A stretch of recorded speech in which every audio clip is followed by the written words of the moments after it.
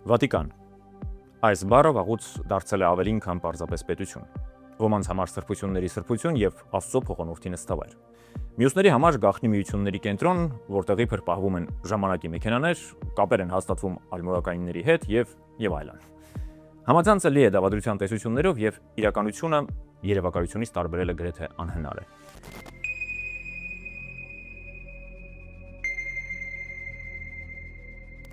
Ի սկզբանե պիտի ասեմ, որ այս տեսանյութը հավատի կրոնի կամ քրիստոնեական Աստծո մասին չէ։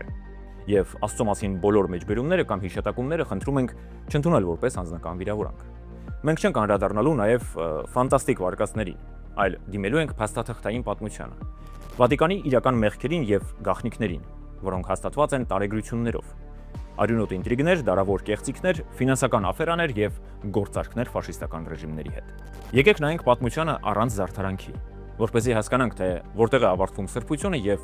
սկսվում քաղաքականությունը։ Բարև ձեզ։ Ես Լաոն եմ։ Վատիկանն ու Հայաստանը, հայերը, ունեն դարավոր երկխոսություն։ Մենք անպայման խոսելու ենք այդ երկխոսության մասին։ Սակայն որպեսզի այդ հատվածը իմաստալից լինի, նախ պետք է հասկանալ, թե ինչպես Վատիկանը դարձավ այն, ինչ կա այսօր։ Ինչպես ասավ այս աշխարհի ամենաազդեցիկ աթոռներից մեկին, ինչ գործարքներ կնքեց, ինչ մեղքեր թաքցրեց։ Ուրեմն եկեք սկսենք հենց սկզբից։ Վատիկանը չունի բանակ սովորական հասկացողությամբ, բայց նրա պարիսպներն ավելի ամուր են, քան ցանկացած բերդ, պահպանված դարավոր արյան եւ լռության երթումներով։ Չունի բանակ, բայց ունի դարավոր գվարդիա, վառ համազգեստներով։ Չունի բնական ռեսուրսներ, բայց ունի աշխարհի ամենաազդեցիկ ռադիոներից մեկը։ Այստեղ չի կարելի քաղաքացիություն ստանալ ICN, այն տրվում է միայն պետությանն ու Սուրբ Աթոռին ծառայելու համար։ Եվ սա աշխարհի միակ բացարձակ ընտրովի թեոկրատական միապետությունն է, որտեղ կառավարիչը համարվում է Պետրոս Արաքյալի հաջորդողը եւ որոշակի պայմաններում կարող է խոսել նույնիսկ Աստծո անունից։ Այս ամենը հնչում է որպես գաղտնի օրդենի կամ ֆանտաստիկ վեպի նկարագրություն, փաթաթված մշուշի մեջ։ Բայց սա իրական երկիր է, սա Վատիկանն է։ Վատիկանի տարածքը մոտ 44 հեկտար է, բնակչությունը 1000-ից պակաս։ Վատիկանի քաղաքացիություն ունեն միայն բնակիչների ու աշխատակիցների մի մասը։ Նրանց թվում են հոգևորականները, շվեյցարացի գվարդիականները, ժանդարմները եւ ծառայողները։ Ընդ որում Սուրբ Աթոռի շատ ներկայացուցիչներ աշխատում եւ ապրում են Վատիկանի տարածքից դուրս։ Սուրբ Աթոռը դարեր շարունակ եղել է իշխանության, դիվանագիտության, խարդավանքների եւ սկանդալների կենտրոն։ Ժամանակակից Վատիկան պետությունը առաջացել է 1929 թվականին Սուրբ Աթոռի եւ իտալական թագավորության միջև կնքված Լաթերանյան համաձայնագրերով, որն այն ժամանակ գտնվում էր Մուսոլինիի ֆաշիստական կառավարության իշխանության ներքո։ Համաձայնագրերը ստորագրվել են 1929 թվականի փետրվարի 11-ին, իսկ ուժի մեջ են մտել նույն թվականի հունիսի 7-ին։ Այսօր Վատիկանը միաժամանակ պետություն է, պապի նստավայր եւ կաթոլիկ եկեղեցու վարչական կենտրոն։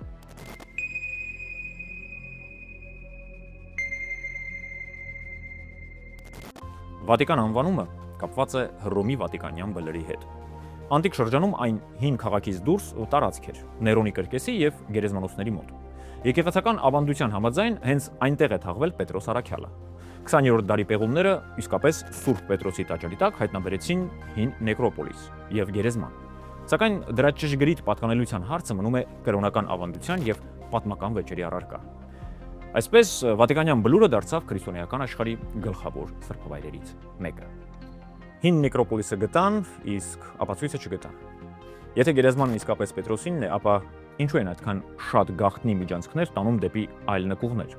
այնտեղ ուր արգելված է մտնել նույնիսկ հնագետներին։ Արդյոք Աստված սիրում է առեղծվածներ։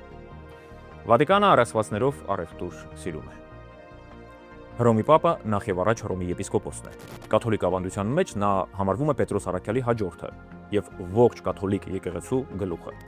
Նրա տիտղոսների թվում են Հռոմի եպիսկոպոս, Հիսուս Քրիստոսի փոխանորդ, Արաքյալների իշխանի հաջորդ, տիեզերական եկեղեցու գերագույն պոնտիֆիկոս, Իտալիայի պրիմաս, Հռոմեական պրովինցիայի արքեպիսկոպոս եւ մետրոպոլիտ, Վատիկան քաղաքպետության գերիշխան եւ Աստծո ծառաների ծառա։ Տիեզերական եկեղեցու գերագույն պոնտիֆիկոս։ Գեղեցիկ է հնչում։ Մինչև հասկանաս, որ պոնտիֆիկոսը նաև քաղաքական գործիչ է, իսկ քաղաքականության մեջ սրբությունը երբեմն արյան գին ունի։ Արդեն 4-րդ դարում հռոմեացի եպիսկոպոսները գնալով ավելի ակտիվորեն էին հաստատում իրենց առանձնահատուկ դիրքը։ Այդ ժամանակի կարևոր պապերից էր Դամասիոս առաջինը։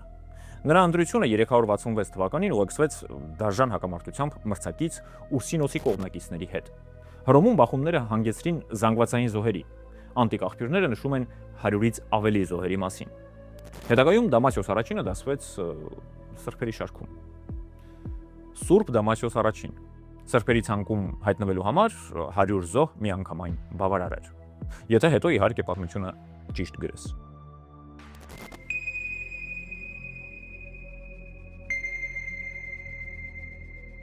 Ութերորդ դարում հայտնվեց մի փաստաթուղթ, որը հայտնի է որպես Կոնստանտինոսյան ընծայագիր։ Դրանում պնդվում էր, թե իբր Կոնստանտինոս մեծ կայսրը Սեղբեստրոս առաջին պապին եւ նրա հաջորդներին է փոխանցել Հռոմի իշխանությունը Իտալիայի եւ կայսրության արևմտյան տարածքների նկատմամբ։ Սյուժեն հիմնված էր մի ավանդության վրա, որ իբրև Կոնստանտինոսը բժշկվել էր Սեղբեստրոս պապի կողմից մկրտվելուց հետո եւ երախտագիտությունից դրդված պապությանը հսկայական իրավունքներ եւ հողեր էր հանձնել։ Միջնադարում այս փաստաթուղթը օգտագործվում էր պապերի աշխարհիկ իշխանությունը հիմնավորելու համար։ 15-րդ դարում հումանիստ Լորենցո Վալան ապացուցեց, որ Կոնստանտինոսյան ընծայագիրը կեղծիք է։ Նա ցույց տվեց, որ փաստաթղթի լեզուն պարունակում է բառեր եւ արտահայտություններ, որոնք անհնարին են 4-րդ դարի համար։ Այսօր պատմաբանները այն համարում են միջնադարյան ամենահայտնի կեղծիքներից մեկը։ Միջնադարյան ամենահայտնի կեղծիք։ Սակայն ամենատպավորիչն այն է, որ նույնիսկ այսօր, երբ բոլորը գիտեն, որ այն սուտ է, պապի իշխանության հիմքում այդ սուտը դեռ մնում է որպես ավանդական փաստարկ։ Լորենցո Վալան ապացուցեց, որ թղթի լեզուն 4-րդ դարի չէ։ Մինչդեռ Վատիկանը դրա օգնությամբ կարելի է ասել 500 տարի ղեկավարում էր Եվրոպան։ Գրագիտությունը ըստ երևույթին իշխանության ամենավտանգավոր թշնամին է։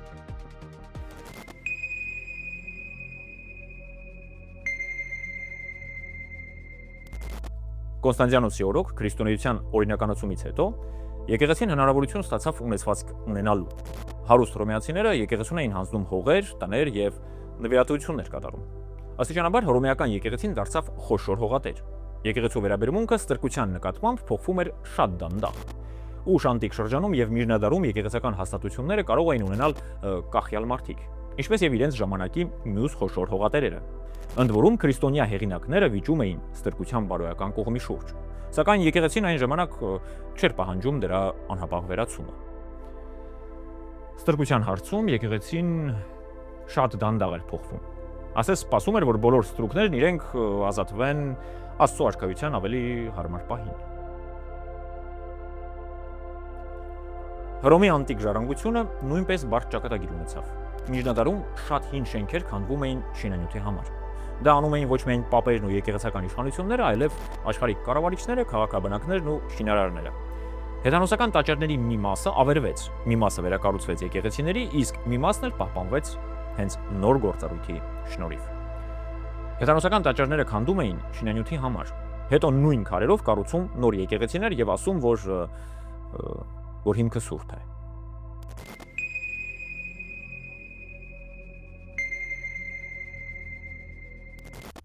Արևմտյան հռոմեական կայսրության անկումից հետո Իտալիան ապրեց մի շարք պատերազմներ։ Սկզբում այստեղ ամրապնդվեցին օսգոթերը, որոնցից շատերը դավանում էին արիոսականություն։ Դա քրիստոնեական հերետիկոսական ուսմունք է։ Այնուհետև բյուզանդացիները նրանց հետ երկարատև պատերազմ մղեցին 535-ից մինչև 554 թվականը։ Հռոմը մի քանի անգամ ձեռքից ձեռք անցավ, իսկ քաղաքի բնակչությունը կտրուկ կրճատվեց։ Ավելի ուշ Իտալիան ներխուժեցին լանգոբարդները։ Բյուզանդացիները պահպանեցին տարածքների մի մասը, այդ թվում Ռավեննան, Հռոմը եւ հարավային շրջանները։ Սակայն նրանց իշխանությունը թուլանում էր։ 8-րդ դարի կեսերին Ստեփան II պապը օգնության խնդրանքով դիմեց ֆրանկների թագավոր Պիպին կարճահասակին։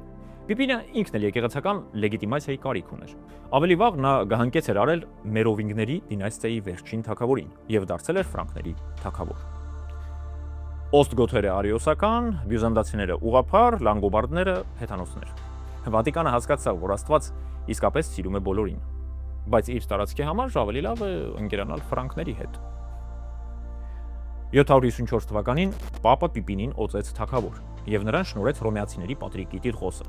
756 թվականին Պիպինը հաղթեց լանգոբարդներին եւ Պապին հանձնեց մի շարք հողեր կենտրոնական Իտալիայում։ Այս իրադարձությունը հայտնի է որպես Պիպինի նվիրատվություն եւ համարվում է պապական մարզի գլխավոր հիմքերից մեկը։ Պիպին կարճահասակը Պապին հողեր նվիրեց, իսկ Պապը Պիպինին թագավորի օծում։ Մի խոսքով 756 թվականի ամենամեծ ձեռքսեղմումը արձանագրվել է ոչ թե նոտարական, այլ աստվածային փաստաթղթով։ Ժամանակի ընթացքում պապերի աշխարհիկ իշխանությունը գնալով ավելի սերտորեն կապվեց կայսրերի եւ եվրոպական քաղաքականության հետ։ Տարբեր ժամանակաշրջաններում պապական ընտրությունները կախված էին հռոմեական ազնվականության, ֆրանկական եւ գերմանական կառավարիչների ազդեցությունից։ Օրինակ, 9-րդ դարում պապի հաստատումը կարող էր պահանջել կայսրի համաձայնությունը։ 9-րդ դարում պապ ընտրվելու համար պետք էր կայսրի հավանությունը։ Իսկ կայսրի հավանությունը ստանալու համար լավ ընթրիք։ Սրբությունն ու քաղաքականությունը նստած էին մի սեղանի շուրջ, կիսելով Իտալիա կարկանդակը։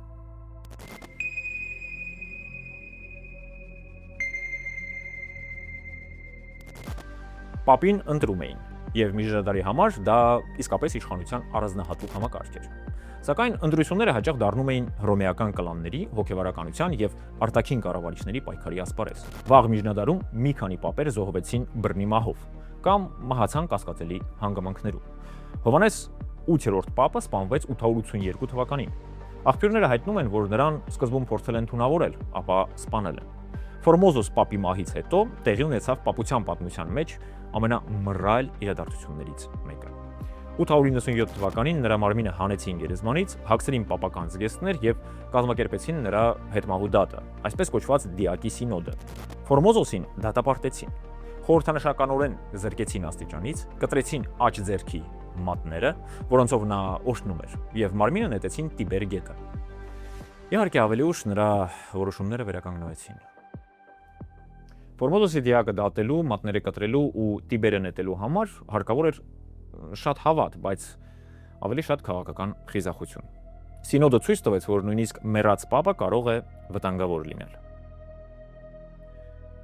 10-րդ դարը հաճախ անվանում են հռոմեական արիստոկրատիայի պապության վրա ուժեղ ազդեցության ժամանակաշրջան։ Աղբյուրներում հատկապես առանձնանում են Թեոդորան եւ նրա դուստր Մարոզիան, Տուսկուլումի հետ կապված ազդեցիկ տոհմի ներկայացուցիչներ։ Նրանք մասնակցում էին քաղաքական պայքարին եւ ազդում պապական նշանակումների վրա։ Հովհաննես 11-րդ պապը ամենայն հավանականությամբ Մարոզիայի որդին էր։ Միջնադարյան աղբյուրները նրա ծագումը կապում էին Սերգիոս 3-րդ պապի հետ։ Թեև այս տվյալների արժանահավատության աստիճանը դեռ քննարկվում է պատմաբանների կողմից։ Այսպես ասած, պապուհի Հովհաննեսի մասին լեգենդը,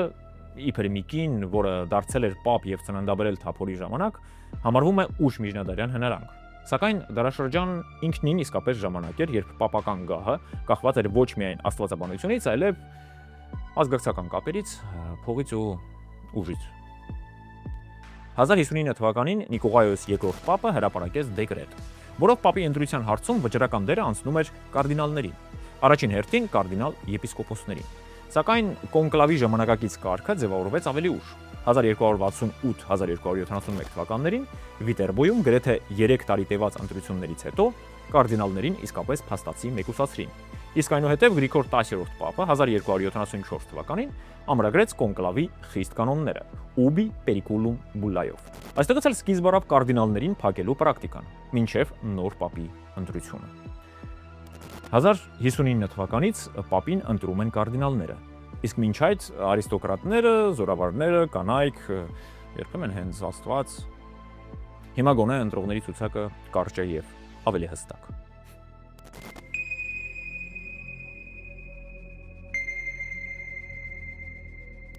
14-րդ դարում պապերը հեռացան Հռոմից եւ ապրում էին ֆրանսիական Ավինյոնում։ Այս շրջանը տևեց 1309-ից մինչև 1377 թվականը։ Այն հաճախ անվանում են Ավինյոնյան գերություն։ Թեև դա բառացի բանտարկություն չէր, այլ պապության ուժեղ քաղաքական կախվածություն ֆրանսիական թագից։ Ավինյոնյան շրջանի բոլոր 7 պապերը ֆրանսիացի էին, ինչպես եւ կարդինալների մեծ մասը։ Պապական արքունիքը Ավինյոնում դարձավ հարուստ եւ լավ կազմակերպված վարչական կենտրոն, սակայն կախվածությունը Ֆրանսիայից խիստ հարվածեց պապության հեղինակությանը։ Դեռ ավելի վաղ պապերին հաճախ արտաքսում էին հենց Հռոմից։ Օրինակ Գրիգոր 7-րդ պապը մահացավ Աքսորավայրում, Սալեռնոյում, 1085 թվականին Հենրիխ IV կայսեր հետ հակամարտությունից հետո։ Ավինյոնյան գերություն էր միայն անունով, բայց Ֆրանսիայի թագավորի գրպանում ապրելը ըստ երևույթին ավելի հարմար էր, քան Հռոմի ավերակներում թափառելն ու ազնվականների հետ վիճելը։ Գրիգոր 7-րդը մահացավ Աքսորում 1085-ին, իսկ 14-րդ դարի պապերն ուղղակի արտագաղթեցին Ֆրանսիա։ Պատմությունը ցույց է տալիս, որ պապերը հաճախ փախչում էին ոչ թե հալածանքներից, այլ պարզապես ավելի լավ պայմանների համար։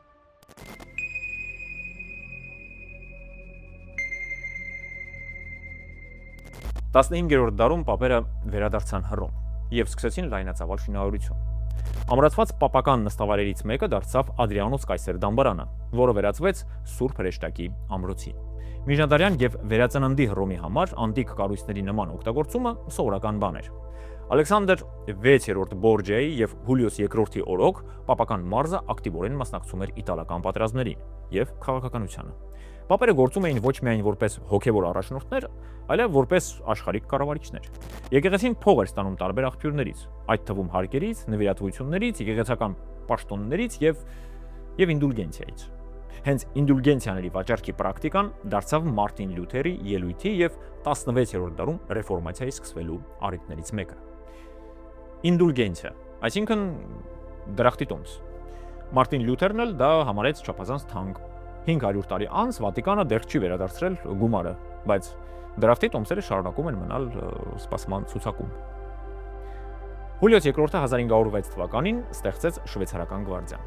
Նրա վար համազգեստը հաճախ սխալմամբ վերագրում են Միքելանջելոին կամ Ռաֆայելին, սակայն ժամանակակից տեսքը այն ստացել է զգալորեն ավելի ուշ։ Շվեյցարացի գվարդիականները ծառայում են պապին մինչև օրս։ 1527 թվականին Կարլոս 5-րդ կայսեր զորքերի կողմից Հռոմի կողոպուտի ժամանակ 147 շվեյցարացի գվարդիական զոհվեցին, որպեսզի Կղեմես 7-րդ պապը կարողանա փախչել։ Տեսնես գոնե այդ 147 հոգին դրախտի տոմսի զեղչ չստացան։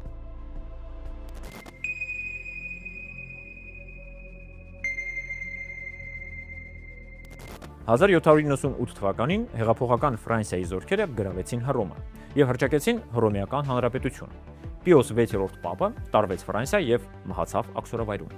Այնուհետև Իտալիային գալիս տարբեր բանակներ, այդ թվում Նապոլեոնի զորքերը։ Քաղաքական քարտեզը անընդհատ փոխվում էր։ 1860 թվականին Իտալիայի միավորման ընթացքում պապական մարզի մեծ մասը միացվեց նորաստեղծ իտալական թագավորությանը։ Պապի մոտ մնաց միայն Հռոմը շրջակայքով, ֆրանսիական զորքերի պաշտպանության ներքո։ 1870 թվականին, երբ Ֆրանսիան դուրս բերեց Կայազորը Պրուսիայի հետ պատերազմի պատճառով, իտալական զորքերը գրավեցին Հռոմը։ Հռոմը դարձավ Իտալիայի մայրաքաղաք, իսկ Պիոս 9-րդ պապը հրաժարվեց ճանաչել նոր իշխանությունը եւ իրեն հռչակեց Վատիկանի բանտարկյալ։ Այս հակամարտությունը Իտալիայի եւ Սուրբ Աթոռի միջև շարունակվեց գրեթե 60 տարի։ 1870-ին իտալացիները մտան Հռոմ, իսկ Պիոս 9-րդն իրեն հռչակեց Վատիկանի բանտարկյալ։ Իհարկե, բանտարկյալ, ով ապրում էր պալատում, ընտրում էր արծաթե ափսեներից եւ շարունակում էր ղեկավարել կաթոլիկ աշխարհը։ Ահա թե ինչ է նշանակում քաղաքական աքսոր վատիկանյան ոճով։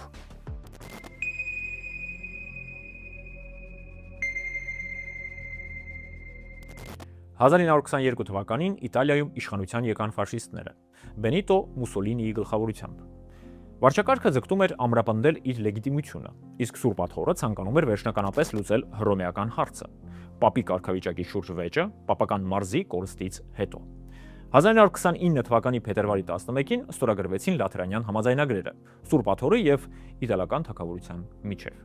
Իտալիայի կողմից դրանք ստորագրեց Մուսոլինին, Սուրբ Աթոռի կողմից կարդինալ Պիետրո Գասպարին, որը գործում էր հենց Պիոս 11-րդ պապի անունից։ Նա Պիոս 11-րդ պապի պետական քարտուղարն էր։ Համաձայնագրերը ուժի մեջ մտան 1929 թվականի հունիսի 7-ին եւ ճանաչեցին Վատիկան քաղաք-պետության անկախությունը Սուրբ Աթոռի գերիշխանության ներքո։ Իսկ Իտալիան փոխհատուցում վճարեց պապական հողերի կորստի դիմաց։ 1929-ին Վատիկանը եւ Մուսոլինին ստորագրեցին պայմանագիր, որով պապը ստացավ պետություն, իսկ դիկտատորը կաթոլիկների օշնությունը։ Փոխանակում, որը հիշեցնում էր երկու գործարարների, ովքեր պայմանավորվում են միասին վաճառել նույն ապրանքը՝ երկնքի արքայությունը, խառնված ուշադրություն իտալական ֆաշիզմի հետ։ Ավելի ուշ կառուցվեց Վատիկանի երկաթուղին, աշխարհի ամենակարճերից մեկը։ 1931 թվականի փետրվարի 12-ին եթեր դուրս եկավ Վատիկանի ռադիոն, այդ տեսակի առաջին միջազգային ռադիոհեռարձակումներից մեկը։ Դրա տեխնիկական ստեղծողը իդեպ Գուլիելմո Մարկոնին էր, իսկ առաջին ռադիոուղերձը արտասանեց հենց ինքը՝ Պիոս 11-րդ պապը։ Լաթերանյան համաձայնագրերը եկեղեցուն տվեցին իրավական երաշխիքներ եւ կարևոր արտոնություններ Իտալիայում, իսկ Մուսոլինիի վարչակարգը ստացավ կաթոլիկ հասարակության մի մասի աջակցությունը եւ խորհրդանշական մեծ հաջողություն։ Ընդ որում ֆաշիստական պետության եւ եկեղեցու հարաբերությունները լիովին անկոնֆլիկտ չէին։ Արդեն 1930-ական թվականներին վեճեր էին ծագում երիտասարդության դաստիարակության, կաթոլիկ կազմակերպությունների եւ ռասայական օրենքների շուրջ։ Մուսոլինին փող տվեց Վատիկանին, իսկ Վատիկանը Մուսոլինիին լեգիտիմություն։ 1930-ականներին նրանք վիճում էին երիտասարդության դաստիարակության եւ ռասայական օրենքների մասին, բայց շարունակում էին միասին նախաճաշել։ Այսպեսին է քաղաքական ամուսնությունը, որտեղ բարոյականությունը սպասում է դրան ետևում։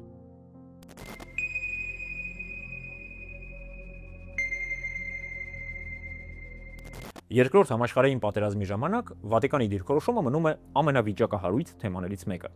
Առանձին կաթոլիկ հիերարխներ իսկապես ԽՍՀՄ-ի դեմ պատերազմը ընկալում էին որպես պայքար բոլշևիզմի դեմ։ Սակայն Պիոս 12-րդ պապը պաշտոնապես չհայտարարեց այն որպես խաչակրաց արշավանք։ Վատիկանը ձգտում էր պահպանել չեզոքություն եւ դիվանագիտական ուղիներ տարբեր կողմերի հետ։ Լեհաստանի վրա Գերմանիայի հարձակումից հետո պապը խոսում էր մարդկանց եւ ժողովուրդների տառապանքների մասին, բայց խուսափում էր մեղավորին ուղղակի հրապարակային անվանելուց։ Այս զգուշավորությունը դարձավ նրա դերի շուրջ հետագա վեճերի գլխավոր պատճառներից մեկը։ Սուրբաթորը դե յուրե չճանաչեց Խորվաթիայի անկախ պետությունը, սակայն կապեր էր պահպանում նրա հետ։ Նա արեց համեմատելի մի բան։ Զագրեբ ուղարկեց իր մշտական ներկայացուցչին, առաքելական վիզիտատորին, դիվանագիտական կարգավիճակով, ճանաչելով Խորվաթիայի անկախ պետությունը որպես դե ֆակտո պետություն։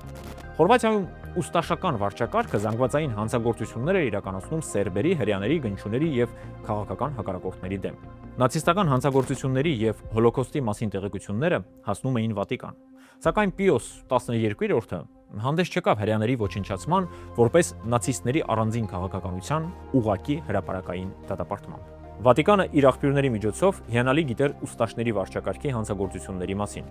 Նրանց կողմից հավաքված հետախուզական տվյալները վայրագությունների, այդ թվում զանգվածային սպանությունների մասին սկսեցին Վատիկան հասնել արդեն 1941 թվականի վերջին։ Սակայն մինչև 1943 թվականը Վատիկանը խուսափում էր հրապարակային դատապարտումից։ Պատմաբանները վիճում են։ Ոմանք դա համարում են բարոյական ծախողում, մյուսները պնդում են, որ պապը փորձում էր գործել հանգիստ դիվանագիտությամբ, որպեսզի չվատթարացնի զոհերի եւ օկուպացված տարածքներում կաթոլիկների դրությունը։ 1943 թվականի հոկտեմբերին գերմանական զորքերի կողմից Հռոմի օկուպացիայից հետո նացիստները շրջափակման գործողություն իրականացրին հռոմեացի հրեաների նկատմամբ։ Ձերբակալվեցին ավելի քան 1000 մարդ։ Մեծամասնությանը արտաքսեցին Օսվենցիմ եւ փրկվեցին միայն քչերը։ Միևնույն ժամանակ հազարավոր հրեաներ թաքնվում էին Հռոմի կաթոլիկ վանքերում, ծխերում, հաստատություններում եւ մասնավոր տներում։ Նոր հետազոտությունները հաստատում են, որ կաթոլիկ հաստատությունները իրոք թաքցրել են մի քանի հազար մարդ, որոնցից շատերը հրեաներ էին։ Պիոս 12-րդի անձնական մասնակցության աստիճանը այս օգնությանը մնում է գիտական վեճերի առարկա։ Պապի ուղղակի հրապարակային հրամանը ապացուցված չէ, սակայն եկեղեցական կառույցներում մարդկանց զանգվածային թաքցնելը իսկապես տեղի ունեցել։ Հռոմում 1943-ին 1000-ից ավելի հրեաներ ձերբակալվեցին, իսկ հազարավոր ուրիշներ թաքնվեցին եկեղեցական հաստատություններում։ Վատիկանի ամենամեծ գաղտնիքներից մեկը այն է, թե որքանով էր Պիոս 12-րդը անձամբ ներգրավված այդ թաքցնելու գործում։ Քանի որ ոչ մի փաստաթուղթ չի ասում ես հրամայեցի, բայց ոչ մի փաստաթուղթ չի ասում ես արգելեցի։ Դե, եթե չի արգելել, արդեն իսկ լավ է։ Բայց գուցե նացիստների գործողությունների հրապարակային դատապարտում ավելի շատ կյանքեր փրկեր։ Չգիտեմ, կիսվեք ձեր կարծիքով մեկնաբանություններում։ Պատերազմից հետո Վատիկանը պահպանեց միջազգային ազդեցությունը։ Իտալիայում կաթոլիկ եկեղեցին կարևոր ուժ դարձավ կոմունիստական շարժմանը հակազդելու գործում, որն իսկապես ուներ ընտրողների մեծ աջակցություն։ Սա ուժեղացնում էր Սուրբ Աթոռի քաղաքական նշանակությունը սառը պատերազմի առաջին տասնամյակներին։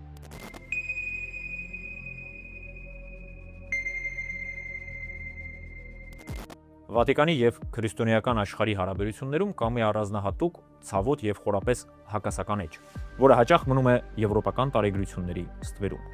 Դա Վատիկանի եւ հայ ժողովրդի դարավոր երկխոսությունն է, լի չկատարված խոստումներով, աստվածաբանական վեճերով եւ արյան գնով գրված նամակներով։ Մեկնարկային կետը 451 թվականն է, Քաղկեդոնի տիեզերական ժողովը, որտեղ որոշվեց Քրիստոսի երկու բնությունների դավանանքը։ Հայոց եկեղեցին զբաղված լինելով պարսիկների դեմ ավարայրի ճակատամարտով չմասնակցեց ժողովին եւ հետագայում չընդունեց նրա որոշումները։ Սա ակնթարթային խզում չէր, այլ դանդաղ դարեր ձգվող հեռացում, որտեղ աստվածաբանական տերմինները աստիճանաբար դարձան քաղաքական պատնեշ։ Իսկական երկխոսությունը սկսվեց խաչակրաց արշավանքների դարաշրջանում։ Կիլիկիայի հայկական թագավորությունը դարձավ Եվրոպայի ֆորպոստը արևելքում։ Սա քաղաքական ամուսնությունների, ռազմական դաշինքների եւ եկեղեցական միության անվերջ փորձերի ժամանակաշրջան էր։ Հռոմը խոստանում էր ռազմական օգնություն, հայերը հավատի միասնություն, գործարք, որը ձեռնտու էր երկու կողմերի, բայց հաճախ աշխատում էր միայն թղթի վրա եւ միակողմանի։ Գագաթնակետը 1439 թվականի Ֆլորենցիայի ժողովն էր։ Հակական պատվիրակությունը ստորագրեց միության դեկրետը, բայց դա միայն էլիտաների համաձայնությունն էր։ Պատմական Հայաստանում ժողովուրդն ու հոգևորականությունը մերժեցին այն։ Շուտով Կիլիկիան ընկավ, եւ պապական ստորագրությամբ թուղթը դարձավ ընդամենը արխիվային փաստաթուղթ։ Ստորագրման նպատակը քրիստոնեական միասնությունն ու օգնությունն էր թուրքական վտանգի դեմ։ Կիլիկիան շուտով ընկավ։ Ուրեմն ստացվում է, որ այդ թուղթը ուժ չուներ։ 18-րդ դարի սկզբին պատմությունը անսպասելի շրջադարձ կատարեց։ Կաթոլիկ վանական Մխիթար Սեբաստացին, փախչելով հալածանքներից, Վենետիկի մոտ Սուրբ Ղազար կղզում հիմնեց միաբանություն։ Պապի օրհնությամբ այս փոքրիկ կղզին դարձավ հայ մշակույթի փրկության կենտրոնը։ Տպագրվեցին գրքեր, բարարաններ, փրկվեցին ձեռագրեր, որոնք այլապես կկորչեին։ Երևի թե սա Վատիկանի ամենաանկեղծ, թեև ոչ դիտավորյալ ներողությունն էր։ 1915 թվական։ Օսմանյան կայսրությունում ընթանում էր 20-րդ դարի թերևս ամենասարսափելի ցեղասպանությունը։ Մինչ աշխարհը լռում էր, Հռոմի Բենեդիկտոս 15-րդ պապը այն եզակի համաշխարհային առաջնորդներից էր, ով բարձրաձայնեց։ Նա անձնական նամակ գրեց սուլթան Մեհմեդ 5-րդին, աղաչելով դադարեցնել կոտորածը։ Նամակը կարելի է ասել մնաց անպատասխան։ Սակայն հարկն է անպայման նշել, որ Վատիկանի միսիոներական կայաններն ու ապաստարանները փրկեցին հազարավոր հայ որբերի։ Սակայն բավարար էր արդյոք մեկ նամակը, եթե հիշենք, թե որքան քրիստոնյաներ կոտորվեցին։ Անկախ Հայաստանի հետ Վատիկանը պաշտոնական հարաբերություններ հաստատեց 1992 թվականին, իսկ 2001-ին Հռոմի Հովանես Պողոս II պապը ժամանեց Հայաստան։ Նա եւ Գարեգին B կաթողիկոսը ստորագրեցին համատեղ հայտարարություն, հռչակագիր, որտեղ հայոց ցեղասպանությունը հիշատակվում է որպես 20-րդ դարի առաջին ցեղասպանություն։ 2016-ին Ֆրանցիսկոս պապը գնաց ավելի հեռու, օգտագործելով ցեղասպանություն եզրույթը, ինչը դիվանագիտական ճգնաժամ առաջացրեց Թուրքիայի հետ։ Քանի տարի պահանջվեց, որ Հռոմի պապը բարձրաձայն ցեղասպանությունն անվանի ցեղասպանություն։ Այսպիսով, Վատիկանն ու Հայաստանը երկու քրիստոնեական քաղաքակրթություններ են, որոնց երկխոսությունը միշտ եղել է ավելին, քան աստվածաբանություն։ Սա մի պատմություն է այն մասին, թե ինչպես կարելի է դարեր շարունակ սակարկել միությունը, միաժամանակ փրկելով մշակույթը, լռել ցեղասպանության ժամանակ, բայց հետո դառնալ արդարության ձայն։ Այսպիսով, ինչ է Վատիկանը։ Դա պարզապես քաղաք-պետություն չէ, դա հայելի է, որում արտացոլվել են եվրոպական պատմության 2000 տարիները։ Սրբություն եւ մեղք, աղոթք եւ քաղաքականություն, հանճարեղ որմնանկարներ եւ կտրված մատներ։ Հռոմի պապերը եղել են հոգեվոր առաջնորդներ, դիվանագետներ, հողատերեր, արվեստի հովանավորներ եւ եվրոպական մեծ հակամարտությունների մասնակիցներ։ Նրանց ազդեցությունը հսկայական է, երբեմն կառուցողական, երբեմն մութ ու հակասական։ Եվ հիմա այս ամենը իմանալով պատկերացրեք ձեզ նրանց փոխարեն։ Կկարողանայիք շրջապատված պատերազմներով, կայսրություններով, ոսկով եւ վախով սուրբ մնալ։ Վատիկանը պարզ պատասխաններ չի տալիս։ Նա պարզապես մեզ մենակ է թողնում այս հարցի հետ։ Ահա, սա այն ամենն է, ինչ կարելի է հաստատել Վատիկանի մասին։ Իհարկե, համացանցում կան շատ այլ հաստատված եւ չհաստատված փաստեր եւ վարկածներ։ Օրինակ, հաստատված վարկածներից են, ինչի մասին ես չէի ուզենա մանրամասնել, սեռական բռնության դեպքերի համակարգված քողարկում, դավադրություն ֆաշիստական ռեժիմների հետ, խորհրդավոր մահեր եւ անհետացումներ։ Չհաստատված վարկածներ, շփումներ ալմոյակայինների հետ, խրոնովիզոր, այսինքն իբրև նրանք ունեն ժամանակի մեքենա, մարգարեությունների եւ ապագայի քարտեզների քողարկում, հին արտեֆակտների քողարկում, սատանայական դավադրություն եւ իլումինատների հետ կապ։ Այսքանը։ Շնորհակալություն, եթե դիտեցիք ամբողջը։ Հետևեք մեր էջի թարմացումներին, բաժանորդագրվեք, եթե հետաքրքիր է։ Պարզում է, որ մեր դիտորդների մեծամասնությունը մեզ դիտում են առանց բաժանորդագրվելու, իսկ դա մեզ համար այժմ շատ կարևոր է։ Մեկնաբանություններում կարող եք կիսվել ձեր մտքերով Վատիկանի մասին։ Շնորհակալություն։ Օրհնյալ լինեք։